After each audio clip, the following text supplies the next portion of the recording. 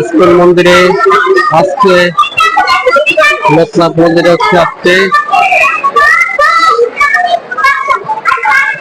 শ্রীকৃষ্ণের জন্মাষ্টমী উপলক্ষে এখানে পূজার আয়োজন করা হয়েছে।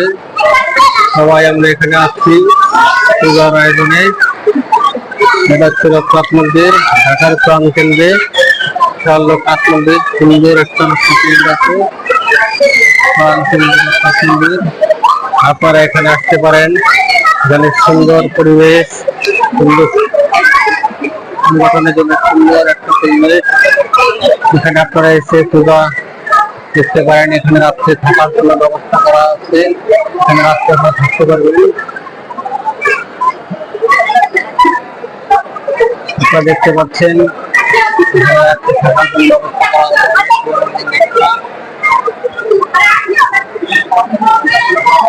রাত্রে খাবার থাকতে পারবেন। এখানে ভক্তের আয়োজন করা হয়, অনেক সময় এখানে পূজার আয়োজন করা হয়। মন্দির এখন পূজা শেষ, তাই মন্দিরের গেট লক করে দেওয়া হয়েছে। কত সুন্দর জায়গা, হিন্দু ধর্মাবলম্বীদের ঘোরার জন্য একটা সুন্দর একটা জায়গা। আজকে লোকনাথ মন্দিরে বিশেষ আয়োজন করা হয়েছে, সেটা হচ্ছে আজকে শ্রীকৃষ্ণের 42তম আবির্ভাব জন্মদিন বা জন্মাষ্টমী উপলক্ষে বিশাল একটা আয়োজন করা হয়েছে। এখানে সে আয়োজনে সবাই এখানে দেখতে পাচ্ছেন আপনারা, অনেক লোক এখানে হচ্ছে। সুন্দর একটা পরিবেশ আয়োজন করা হয়েছে। আয়োজনে তো অনেক লোকের সমাগম হয়েছে।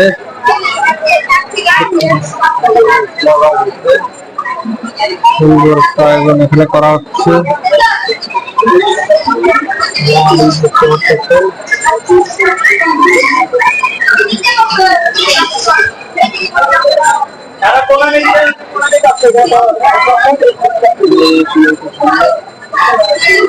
লোক এখানে আসছে।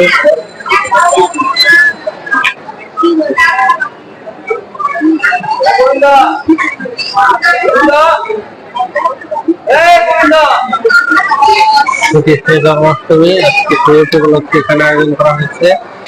সুন্দর একটা আয়োজন।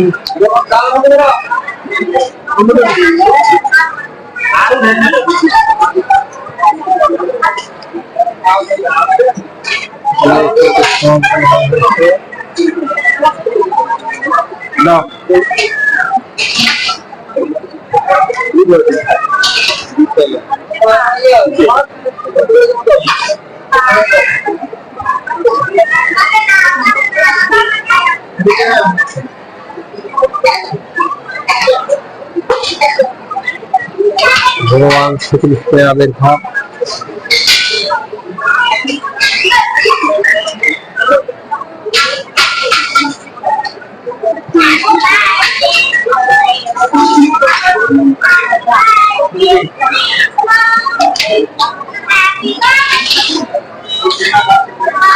দাদা দক্ষিণে কে হ্যাঁ দক্ষিণা বাক্স খুলে দিয়ে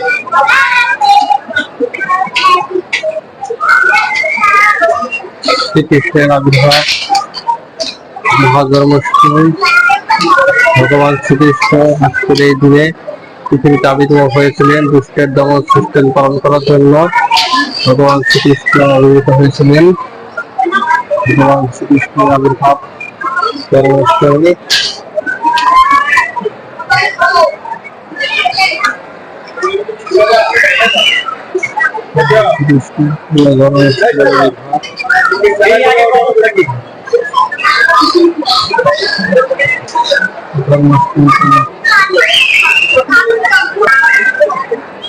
এখানে যার মনস্কামনা পূর্ণ করা হয়। মনস্কামনার জন্য এখানে ধূপ দীপ জ্বালানো হয়, মোমবাতি জ্বালানো হয় মনস্কামনার জন্য। আপনারা দেখতে পাচ্ছেন এখানে অনেক ধূপ দীপ জ্বালানো হচ্ছে, অনেক ধূপ দীপের এখানে আয়োজন করা হচ্ছে। অনেক ধূপ দীপ বিশাল একটা আয়োজন, অনেক সুন্দর একটা আয়োজন, বিশাল মন্দির, অনেক বড় সুন্দর মন্দির। ঢাকার প্রাণকেন্দ্র স্বামীবাগ, স্বামীবাগ রেল গেট। আপনারা যারা ঢাকা দূর থেকে আসবেন, এখানে যাত্রাবাড়ি স্বামীবাগ সায়দাবাদ রেল গেট বললেই হবে। এখানে নেমে আপনারা একটু হেঁটেই চলে আসতে পারবেন। থেকে আপনারা আসতে পারবেন শক্তির গেট, এক নামে সবাই বললে হয় যে শক্তির গেট। শক্তির গেটে